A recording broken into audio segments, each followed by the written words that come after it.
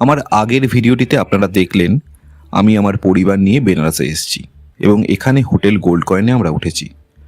আজকের এই ভিডিওটি শুরু করার আগে হোটেলটি সম্বন্ধে একটু বলে রাখি। আমাদের এই হোটেলটি কাশী বিশ্বনাথ মন্দিরের যে 1 নম্বর গেট রয়েছে সেই গলির ভেতরেই অবস্থিত, সুতরাং বুঝতেই পাচ্ছেন একদম প্রাইম লোকেশন। হোটেলটি থেকে অন্নপূর্ণা মন্দির, বিশালাক্ষী টেম্পল, মণিকর্ণিকা ঘাট সবই প্রায় পায়ে হাঁটা ডিস্টেন্সের মধ্যে পড়ে। হোটেলটির রুম যথেষ্ট স্পেসিয়াস এবং পরিষ্কার পরিচ্ছন্ন। ওয়াশরুমে 24 ঘন্টা ঠান্ডা গরম জলের ব্যবস্থাও ছিল এবং স্টাফেদের বিহেভিয়ার যথেষ্ট ভালো ছিল। কোনো কিছুতেই তারা বিরক্ত প্রকাশ করেনি। কিন্তু এই হোটেলটির কিছু নেগেটিভ পয়েন্ট আছে। যেমন আমি বললাম, হোটেলটি একদম প্রাইম লোকেশনে অবস্থিত, আর এটাই এর একটা নেগেটিভ পয়েন্ট। কারণ ভোর থেকেই ডিভোটিদের লম্বা লাইন গলিটির মধ্যে চোখে পড়ছিল। তাই আপনাকে যদি কোথাও যেতে হয় অথবা হোটেলে ফিরে আসতে হয়, প্রতিবারই কিন্তু এই লম্বা লাইনটি পার করে আপনাদেরকে যাতায়াত করতে হবে। সেক্ষেত্রে আপনার সাথে যদি কোনো বয়স্ক সদস্য থাকে, তাকে কিন্তু পায়ে হেঁটে রাস্তাটি পার হতে হবে। কোনো হুইল চেয়ারের ব্যবস্থা কিন্তু আমার চোখে পড়েনি। দ্বিতীয়ত, হোটেলটির কোনো লিফটের ব্যবস্থা ছিল না। ওনাদের অন্যান্য প্রপার্টিতে থাকলেও থাকতে পারে, কিন্তু এই প্রপার্টিতে কোনো লিফট ছিল না। আর last and not the least, হোটেলটিতে কোনো রেস্টুরেন্ট সার্ভিস ছিল না। ওনাদেরকে টাকা দিলে ওনারা অ্যারেঞ্জ করে দিচ্ছিলেন, কিন্তু নিজস্ব কোনো রেস্টুরেন্ট ওনাদের ছিল না। এই ছোটোখাটো প্রবলেমগুলো যদি আপনারা অ্যাডজাস্ট করতে পারেন, তাহলে আমি বলবো এই হোটেলটিকে আপনারা কনসিডার করুন। কারণ নভেম্বর থেকে ফেব্রুয়ারি হলো এখানকার পিক সিজন। সেই সময় এখানকার অন্যান্য হোটেলগুলো যে ধরনের ট্যারিফ চার্জ করে থাকে, সেই তুলনায় এরা অনেক রিজনেবল। আমার থেকে এরা কত টাকা নিয়েছে সেটা আমি এখানে উল্লেখ করলাম না, কারণ ট্যারিফ এখানে আপ ডাউন হয়। শুধু এটুকু বলতে পারি যে এই হোটেলটি অনেক বাজেট ফ্রেন্ডলি। আমরা এখন দাঁড়িয়ে রয়েছি গোধুলিয়া চকে, যেটিকে নন্দীর চকও বলা হয়। আমার সামনাসামনি যে রাস্তাটি দেখছেন, এটি বাবা বিশ্বনাথ মন্দিরে যাওয়ার রাস্তা। আর এর ঠিক ডান দিকে এই রাস্তাটি ধরে যদি আমরা সোজা চলে যাই, তাহলে আমরা পৌঁছে যাব দশাশ্বমেধ ঘাটে। আর আমার পিছন দিকের এই রাস্তাটি ধরে যদি সোজা চলে যাওয়া যায়, তাহলে আমরা পৌঁছে যাব আশি ঘাটে। আর আমরা যখন স্টেশন হয়ে এসেছিলাম, তখন আমরা এই রাস্তাটি ধরে এসেছিলাম। এই রাস্তাটির নাম হচ্ছে গির্জাঘর রোড। আর আমার ঠিক সামনাসামনি এই রাস্তাটি হচ্ছে বাবা বিশ্বনাথ মন্দিরে যাওয়া 4 নম্বর গেটের রাস্তা। এই রাস্তাটির নাম হচ্ছে জ্ঞানবাপী রোড। আমাদের হোটেলটিও এই রাস্তাটির উপর অবস্থিত। আর আপনারা যদি কাল ভৈরব মন্দির যাওয়ার কথা ভাবেন, তাহলেও আপনারা এই রাস্তাটি ব্যবহার করবেন। কারণ বাবা বিশ্বনাথ মন্দির থেকে আরো 1 কিলোমিটার এগোলে আপনারা পৌঁছে যাবেন কাল ভৈরব মন্দিরে।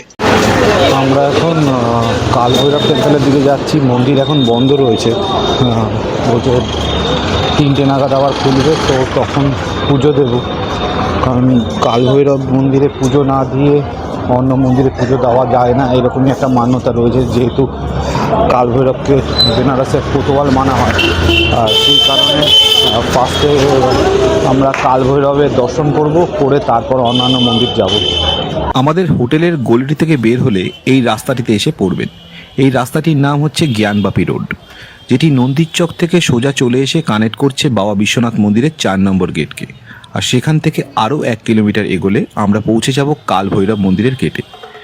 বাঁ পাশে যে অরেঞ্জ কালারের বিল্ডিংটি দেখা যাচ্ছে, এটি হচ্ছে মন্দির ট্রাস্ট কমিটির বিল্ডিং। আপনারা যারা সুগম দর্শন করতে চাইছেন অথচ অনলাইন টিকিট বুক করতে ভুলে গেছেন, তারা 300 টাকার বিনিময়ে অনায়াসে এখান থেকে টিকিট বুক করতে পারেন। আর যারা 450 টাকা দিয়ে রুদ্রাভিষেক করাতে চাইছেন বা টিকিট বুক করেছেন, সেক্ষেত্রে এখানে এসে আপনাকে আপনার ভারতীয় নাগরিকের প্রমাণপত্রটি জমা দিতে হবে। তখন এখান থেকে একজন শাস্ত্রী আপনাকে সঙ্গে করে নিয়ে গিয়ে পুজো করিয়ে নিয়ে আসবে এবং সম্পূর্ণ পুজোর সামগ্রী তারাই প্রোভাইড করবে। আপনাকে শুধু বাইরে থেকে দুধটা সংগ্রহ করতে হবে। রুদ্রাভিষেকের ক্ষেত্রে আপনিও আপনার স্ত্রী দুজনেই পুজোয় অংশগ্রহণ করতে পারবেন। আর আপনার সন্তানের বয়স যদি 12 বছরের নিচে হয়, তাহলে সেও সেই পুজোতে অংশগ্রহণ করতে পারবে। পুজো সম্পূর্ণ হলে শাস্ত্রী আবার আপনাকে এই বিল্ডিংয়ে নিয়ে আসবে এবং আপনাকে একটি করে প্রসাদের বাক্স প্রোভাইড করা হবে, যাতে 4টি করে মুগের লাড্ডু থাকবে। পুজো, প্রসাদ ও শাস্ত্রী এই সবটাই কিন্তু এই 450 টাকার মধ্যেই ধরা থাকে। আমরা এখন পুজো দেব না, তাই আমরা ঢুকছি না। আমরা এখন এখান থেকে একটা রিক্সা ধরে সোজা চলে যাব কাল ভৈরব মন্দিরে। সামনে যে বিল্ডিংটি দেখা যাচ্ছে, এটি হচ্ছে বাবা বিশ্বনাথ মন্দিরের 4 নম্বর গেট। জ্ঞানবাপী রোড ধরে যদি সোজা এগিয়ে আসা যায়, তাহলে আপনারা এই জায়গাটায় পৌঁছে যাবেন। এখান থেকে আমরা একটা রিক্সা ধরেছি, যে রিক্সাটি আমাদেরকে কাল ভৈরব মন্দিরের গেট অবধি পৌঁছে দেবে। তার জন্য উনি আমাদের থেকে 200 টাকা চেয়েছেন, যদিও ডিস্টেন্স মাত্র 1 কিলোমিটার, তবুও আমরা কোনো দরদাম করিনি, কারণ মানুষের পরিশ্রমের দাম মানুষকে দিতে হয়, সেই কারণে আমরা কোনো রকম কোনো দরদাম করিনি। এটা কাল ভৈরব মন্দিরের গেট। আমাদের রিক্সাটা আমাদের এখানেই নামিয়ে দিয়েছে।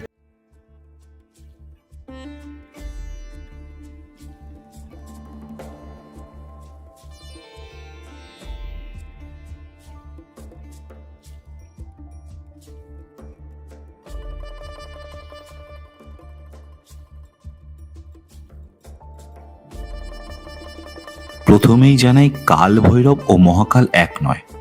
মহাকাল হলো স্বয়ংভূ শিব নিজে, যে মা কালীকে নিয়ন্ত্রণ করছেন সে হচ্ছে মহাকাল। শ্রীকৃষ্ণ যেমন বিষ্ণুর এক অবতার, স্বয়ং শ্রী বিষ্ণু নয়, ঠিক একইভাবে শিবের চতুর্থ অবতার হলো ভৈরব, আর তার ভয়ঙ্কর উগ্র রূপকে বলা হয় কাল ভৈরব। তিনি কাল অর্থাৎ সময় ও মৃত্যুর অধিপতি। শিব পুরাণে বর্ণিত রয়েছে, একসময় ব্রহ্মা ও বিষ্ণুর মধ্যে শ্রেষ্ঠত্ব নিয়ে বিতর্ক শুরু হয়।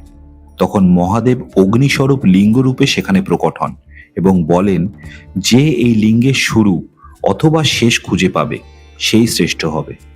তখন বিষ্ণু বরাহ রূপে লিঙ্গের নিচের দিকে গেলেন এবং ব্রহ্মা হংসরূপে লিঙ্গের উপর দিকে গেলেন। কিছু পর শ্রী বিষ্ণু ফিরে এলেন এবং সত্যিটা স্বীকার করলেন যে তিনি এই লিঙ্গের শেষটা খুঁজে পায়নি। শিব হচ্ছে আদি ও অনন্ত, না এর শুরু আছে না এর শেষ। কিন্তু সৃষ্টিকর্তা ব্রহ্মা সেটা মানতে চাইলেন না। তিনি মিথ্যা দাবি করে বসলেন যে তিনি লিঙ্গের শিকড় পর্যন্ত পৌঁছেছেন। এই মিথ্যাচার অহংকারে ভরা সৃষ্টিকর্তা ব্রহ্মাকে দেখে মহাদেব অত্যন্ত ক্রুদ্ধ হলেন। তখন অগ্নিস্বরূপ শিবের কপাল থেকে এক রুদ্ররূপী ভয়ঙ্কর ভৈরবের জন্ম হয়। তিনি হলেন কাল ভৈরব। মহাদেব তাকে আদেশ দেয় ব্রহ্মার অহংকার দমন করতে। তখন কাল ভৈরব ব্রহ্মার পঞ্চম মস্তক ছিন্ন করে ব্রহ্মার অহংকার দমন করেন। কিন্তু এই গুরুতর পাপের কারণে কাল ভৈরবের উপর ব্রহ্মা হত্যার দোষ আসে এবং ব্রহ্মার পঞ্চম কাটা মাথাটা তার হাতে আটকে যায়। এই পাপ মোচনের জন্য কাল ভৈরব ভিক্ষুক রূপে সারা পৃথিবী ভ্রমণ করতে থাকেন, কিন্তু ব্রহ্মার কাটা মাথাটা তার হাতে আটকে থাকে, কিছুতেই সেটা খুলে পড়ছিল না। মান্যতা আছে, কাশী হলো ভগবান শিবের নিজের নগরী। মহাদেব শিবের ত্রিশূলের উপরে কাশীর অবস্থান। মহাদেব কাল ভৈরবকে নির্দেশ দেয় কাশী যাত্রা করতে। শিবের নির্দেশ অনুযায়ী কাল ভৈরব শেষে পৌঁছায় কাশী নগরীতে। কাশী প্রবেশ করতেই কাল ভৈরবের হাত থেকে ব্রহ্মার কাটা মাথাটা খুলে পড়ে যায়, আর তখনই তার পাপ মোচন হয়। পাপ মুক্তির পর মহাদেব শিব কাল ভৈরবকে বরদান করেন, আজ থেকে তুমি কাশীর রক্ষক হবে। আমার কাশী নগরীতে তোমার অনুমতি ছাড়া কেউ প্রবেশ করতে পারবে না। এই কারণেই কাল ভৈরবকে কাশীর কোতোয়াল বলা হয়। মান্যতা রয়েছে, কাল ভৈরবের দর্শন ছাড়া কাশী যাত্রাকে অসম্পূর্ণ মানা হয়। আমরা কাল ভৈরব টেম্পলে দর্শন করে বেরিয়ে এবার সোজা যাচ্ছি মহামৃত্যুঞ্জয় মন্দিরে দর্শন করে তারপরে ওখান থেকে দশাশ্বমেধ ঘাট যাব। কিন্তু কাল ভৈরব টেম্পলে আমরা পুজো ভালো করে দিয়েছি, মানে দর্শন ভালো হয়েছে, কিন্তু ওখানে একটা স্ক্যাম চলছে। হঠাৎ করে আমার বোনকে আটকে হাতের মধ্যে তাগা বাঁধার পরে বলছে 2100 টাকা দিতে হবে। তো 2100 টাকা আমি ওনাকে রিকোয়েস্ট করেছিলাম যে আমার পক্ষে এত টাকা দেওয়া সম্ভব না। লাস্টে উনিরা 1100 টাকা আমার থেকে নিল। তো এটা একটা স্ক্যাম। এটা তোমরা যারা আসবে সেটা না করো, সেই জন্য তোমাদেরকে সাবধান করলাম। কাল ভৈরব টেম্পলের ভেতরে কিন্তু এই জিনিসটা একটা চলছে। আমরা কাল ভৈরব মন্দির থেকে পুজো দিয়ে বেরিয়ে মন্দিরের গেটের সামনে চলে এসেছি। এবার এখান থেকে রাস্তাটা পার হয়ে সোজা গেলেই আমরা পৌঁছে যাব মহামৃত্যুঞ্জয় মন্দির। कुएं का स्टोरी मैम इस तरह है कुछ कि पहले बहुत पुराने समय में डॉक्टर वगैरह नहीं होते थे, ना ही अंग्रेजी दवाइयाँ होती थी। तब साक्षात भगवान विष्णु ने आके इस कुएं को वरदान दिया था। इसका नाम रखा था धन्वंतरी कुआं, क्योंकि इसका जल पीने से आपके शरीर की जो भी बीमारी है, जो गंदगी है आपके ऊपर, जो भी ऊपरी चीज़ है, वो सब 45 दिन के अंदर कट जाता है। इसको आपको क्या करना रहता है, 45 दिन कंटिन्यू पीना रहता है। 55 डेज ईट करना रहता है आपको। जैसे गंगा जल लेते हैं आप, हाथ में एक ढक्कन डाल लीजिए, डालने के बाद गंगा जल की तरह लगा के पी जाइए। जब वो ख़त्म होने लगे उसमें आप अपना फ्रेश पानी मिला लीजिए, वापस उस तरह रिकवर हो जाता है। मंदिर में टोटल 51 शिवलिंग है। ये डिपेंड करता है, ये सारा शिवलिंग काशी में एक जगह कहीं ना कहीं अलग से उपस्थित है।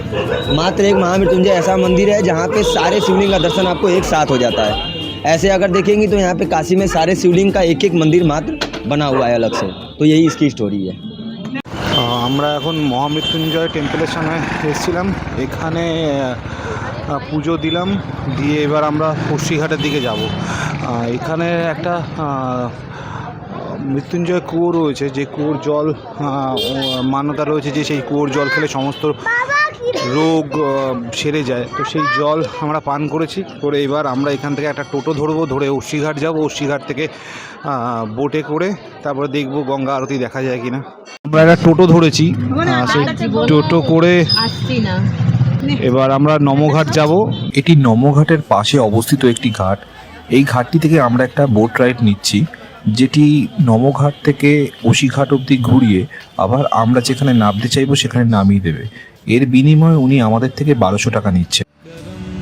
जिसे पुकारे वो पहुँचे गंगा किनारे, न कर मैली तो गंगा, तन धोए मन तो गंदा, पलट के फिर नानी बोली बात और बहता पानी, न कर मैली तो गंगा, तन धोए मन तो गंदा।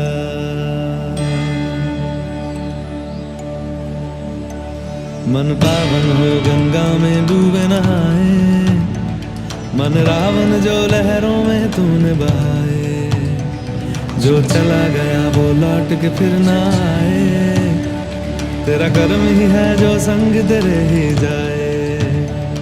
मन पावन हो गंगा में डूबे नहाए, मन रावण जो लहरों में तूने बहाए। हर हर गंगे हर हर गंगे हर हर गंगे गंगे हर हर गंगे हर हर गंगे गंगे हर हर गंगे हर हर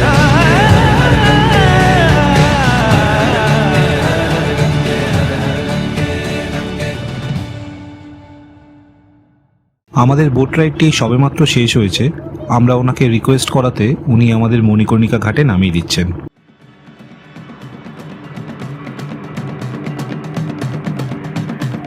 Manikarnika, the city of death. কাশীকে মৃত্যু নগরী বলা হয় শুধুমাত্র এই একটি ঘাটের জন্য। কাশীর গঙ্গার ধারে অবস্থিত এমন একটা ঘাট যেখানে এসে সময়ও থেমে যায়।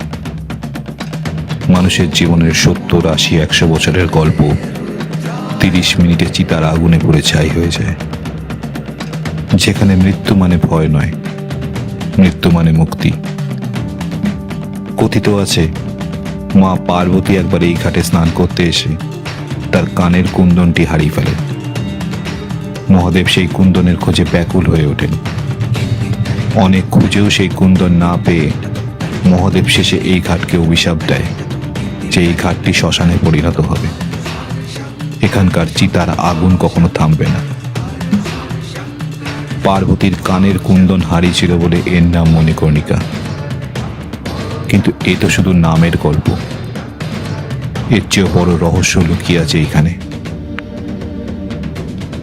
শাস্ত্র বলে সৃষ্টির শুরুতে ভগবান বিষ্ণু এখানে বহু যুগ ধরে মহাদেবের তপস্যা করেছিলেন এবং তার সুদর্শন চক্রের দ্বারা একটি কুণ্ড নির্মাণ করেছিলেন।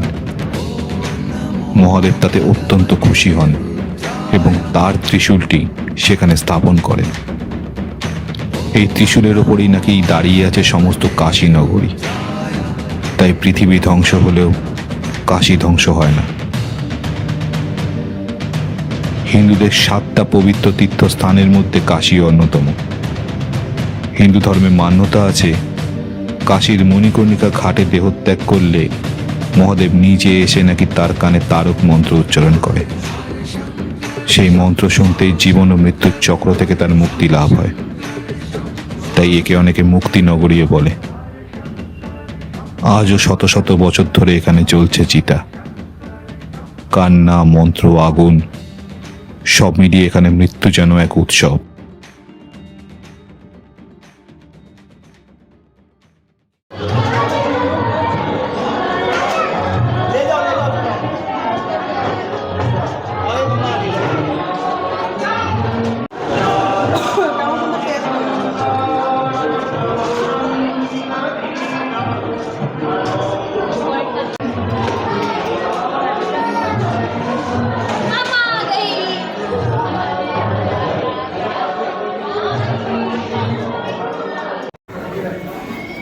পেট ভরেছে ইভান?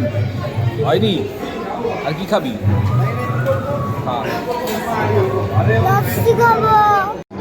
ইভানের প্রচুর খিদে পেয়েছিল, সেই কারণে আমরা ওই মন্দিরের ভেতরে এসে একটা রেস্টুরেন্টে ঢুকেছিলাম, এখানে খাওয়া দাওয়া করলাম, করে এবার আমরা যাব মন্দিরে। ফাঁকা রয়েছে, লাইন সেরকম কিছু নেই, সেই কারণে ভাবছিলাম যে এখন একবার দর্শন করে নেবো। কালকে তো পুজো দেবই, এখন যদি সুযোগ হয় তাহলে একবার দর্শন করব। আর ভেতরে কিছু কিছু মন্দির রয়েছে, সেই মন্দিরগুলো ঘুরে দেখার চেষ্টা করব। আর সেরকম কিছু নেই আজকে তো সারাদিন, কালকে রাত্রিবেলা ঘুম হয়নি, সকাল থেকে প্রচুর হাঁটাহাঁটি হয়েছে, গিয়ে একটু রেস্ট নেব। কালকে সকাল থেকে শুরু হবে, সকালবেলায় ভোর রাত্রে পুজো দেওয়ার প্ল্যান রয়েছে। এখন দেখা যাক কি হয়। আর এখন যদি সুযোগ পাই তাহলে একবার বিশ্বনাথের দর্শন করব। গঙ্গার ধারে দাঁড়িয়ে এই প্রাচীন শহরের দিকে তাকালে মনে হয় এই শহর শুধু যুগ যুগ ধরে মানুষ বহন করেনি, বহন করেছে গোটা একটা ইতিহাস। পুরাণ বলে কাশী কখনো ধ্বংস হয় না, কিন্তু ইতিহাস বলছে এই শহর ধ্বংস হয়েছে বারবার। সময়টা 1200 খ্রিস্টাব্দ। সেই সময় উত্তর ভারতের মুসলিমরা যারা আক্রমণ শুরু করে। 1194 খ্রিস্টাব্দে মোহাম্মদ ঘোরির সেনাপতি কুতুবুদ্দিন আইবক কাশী আক্রমণ করে, ধ্বংস করা হয় বহু মন্দির। সেদিনও রেহাই পায়নি কাশী বিশ্বনাথ মন্দির। এরপর এই মন্দির বহুবার ভাঙা গড়ার মধ্যে দিয়ে এগোয়। ইতিহাস বলে মুঘল সম্রাট আকবর ধর্মের ব্যাপারে কিছুটা সহিষ্ণু ছিল। তার সেনাপতি টোডরমলের সহায়তায় মন্দির পুনর্নির্মাণ হয়, কিন্তু এই শান্তি বেশি দিন স্থায়ী হয়নি। এরপর সময় এগোয়। সাল 1669 খ্রিস্টাব্দ। দিল্লির মসনদে তখন ঔরঙ্গজেব। তিনি আদেশ দেন সম্পূর্ণ মন্দিরটি ধ্বংস করার। সেদিন মন্দির ভেঙে সেই পাথর ব্যবহার করে তৈরি হয়েছিল জ্ঞানবাপী মসজিদ। পুরোহিতরা এরকম কিছু একটা হবে সেটা আগেই বুঝতে পেরে প্রাণের ঝুঁকি নিয়ে রাতের অন্ধকারে শিবলিঙ্গ রেখে আসে জ্ঞানবাপীর কুয়োর ভেতর। তাই ভক্তরা বিশ্বাস করে জ্ঞানবাপীর কুয়োতে মহাদেব আজও বিরাজমান। ঔরঙ্গজেবের মৃত্যুর পর মোগলরা দুর্বল হয়ে পড়ে ও মারাঠা শক্তির উত্থান হয়। 1777 খ্রিস্টাব্দে মারাঠা রানী অহল্যাবাই হলকার ধ্বংসস্তূপের পাশেই গড়ে তোলে নবনির্মিত আজকের এই মন্দিরটি। পরে রাজা রঞ্জিত সিং এই মন্দিরকে স্বর্ণদান করে। মন্দিরের 3টি স্তম্ভ সোনা দিয়ে মুড়িয়ে দেওয়া হয়, তাই একে স্বর্ণ মন্দিরও বলা হয়। কাশীবাসী বিশ্বাস করে যে মন্দির ভাঙা যায়, কিন্তু বিশ্বাস নয়। তাই বিশ্বের 12তম জ্যোতির্লিঙ্গের অন্যতম বিশ্বনাথ জ্যোতির্লিঙ্গটা এইখানেই অবস্থিত।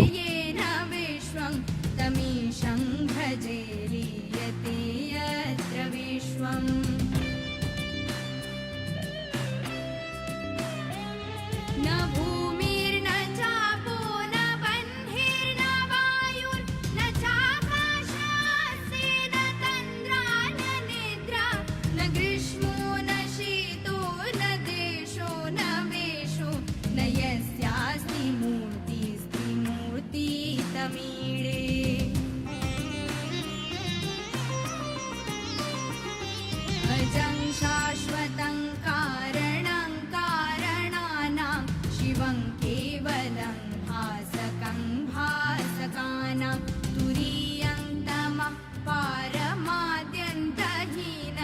प्रपद्ये परं पावनं द्वैतहीनम्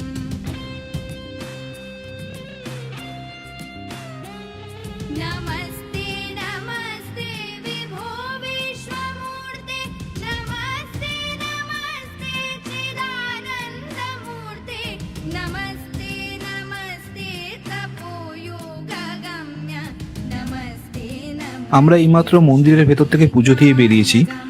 যেহেতু মন্দিরের মধ্যে ক্যামেরা বা ফোন কোনোটাই অ্যালাউ নয়, সেই কারণে আমরা সেগুলো ছবি তুলতে পারিনি। আমরা লকারের মধ্যে জমা রেখেই মন্দিরে প্রবেশ করেছিলাম এবং সুন্দরভাবে আমরা দর্শন করে পুজো দিয়েছি।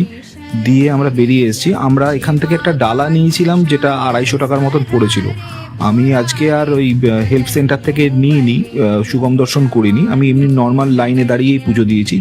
যেহেতু লাইন খুব একটা বেশি ছিল না, সে কারণে নর্মাল লাইনে দাঁড়িয়ে পুজো দিয়েছি এবং সুন্দরভাবে দর্শন হয়েছে।